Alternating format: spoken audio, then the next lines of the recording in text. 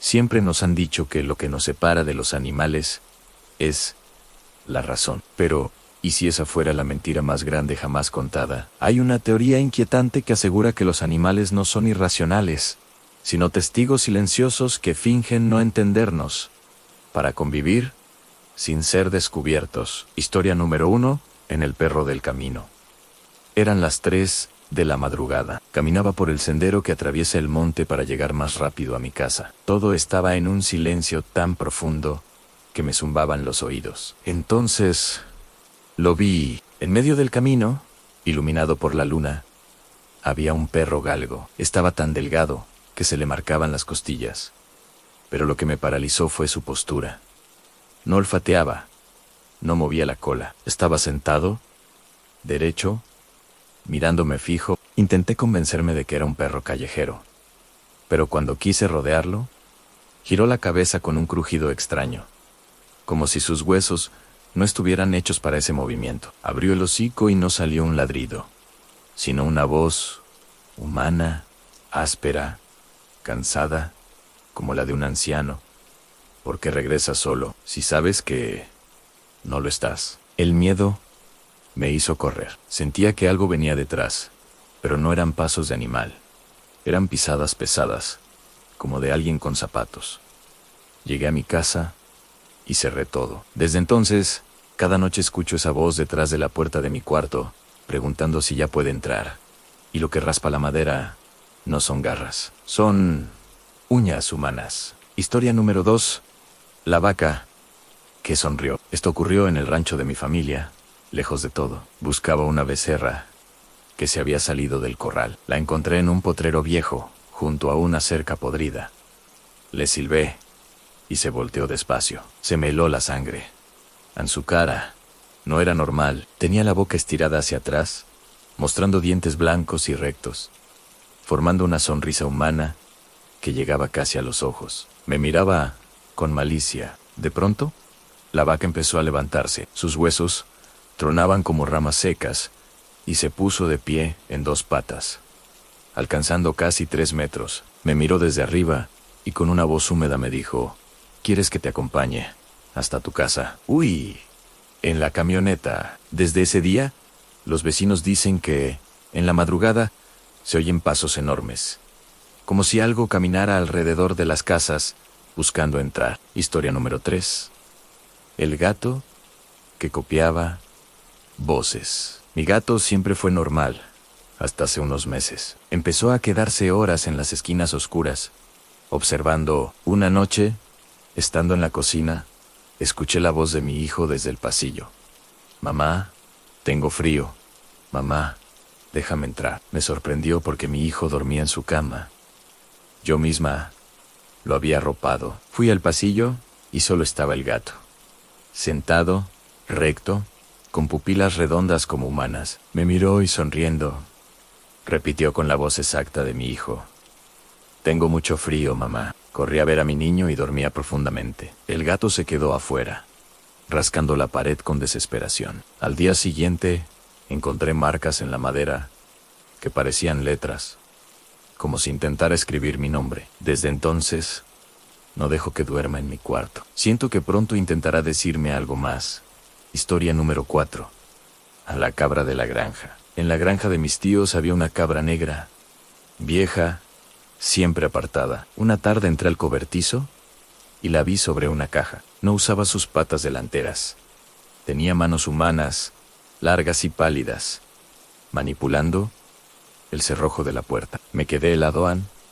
La cabra soltó el cerrojo y me miró. Sus ojos no eran de cabra, eran como los nuestros, llenos de odio. Bajó de la caja, caminando con agilidad imposible, y antes de salir, me puso una de esas manos frías en el hombro. No digas nada, porque sé dónde duermes. Después desapareció. Pero mi tío asegura que a veces ve huellas de manos en las ventanas altas, como si alguien intentara trepar para mirar dentro. Historia número 5.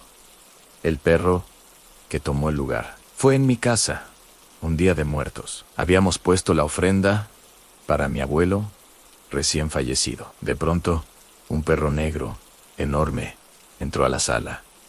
No era un callejero cualquiera. Se movía con elegancia. Se acercó a la mesa y se subió a la silla principal, la de mi abuelo. Se sentó como una persona, apoyando las patas en la mesa y cruzándolas. Sus ojos eran claros, demasiado conscientes. Nos miró con ternura y con la voz idéntica a la de mi abuelo, dijo: «Gracias por recordarme. Ahora yo también los recordaré a ustedes».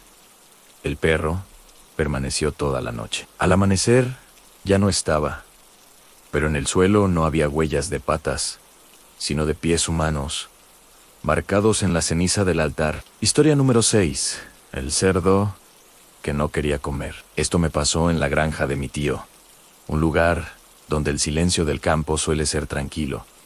Pero esa tarde fue diferente. Había un cerdo joven que siempre se apartaba del resto. Pero ese día lo encontré sentado sobre un banco de madera que alguien había dejado olvidado en el corral. No estaba haciendo ruidos de animal, estaba emitiendo un zumbido rítmico, constante, como si estuviera tarareando una canción de cuna, para sí mismo. Cuando me acerqué, el cerdo dejó de tararear.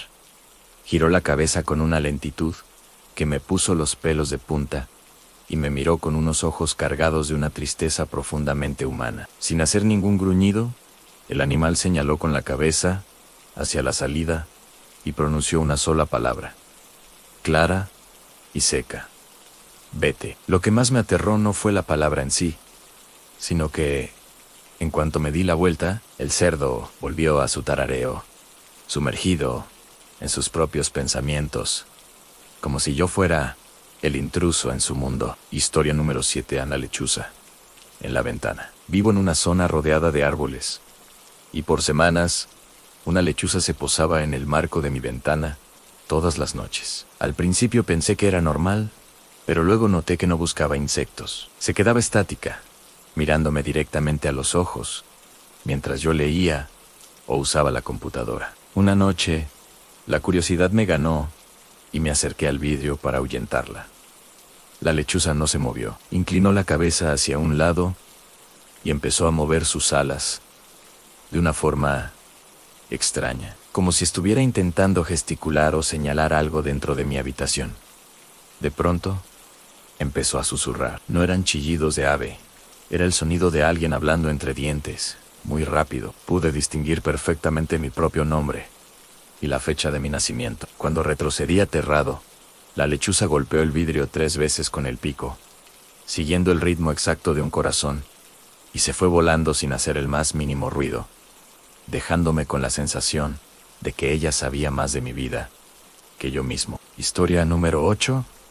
El perro que imitaba el llanto. Hace poco pasamos por un luto muy fuerte en la familia, y el ambiente en la casa era de una tristeza absoluta. Mi perro, que siempre había sido muy juguetón, se volvió extrañamente reservado. Una tarde, mientras estaba solo en la cocina, escuché a alguien llorando desconsoladamente en la sala. Era un llanto humano, con sollozos profundos y esas respiraciones entrecortadas que solo tenemos las personas cuando estamos destrozadas. Pensé que era mi hermana que había regresado temprano. Al entrar a la sala, no había nadie, excepto el perro. Estaba sentado en medio de la alfombra, con la cabeza baja, y de su garganta salían esos mismos sollozos humanos, tan reales que me dolía escucharlos. Al verme, se detuvo en seco, se lamió el hocico y puso una expresión de perro normal de inmediato, moviendo la cola ligeramente.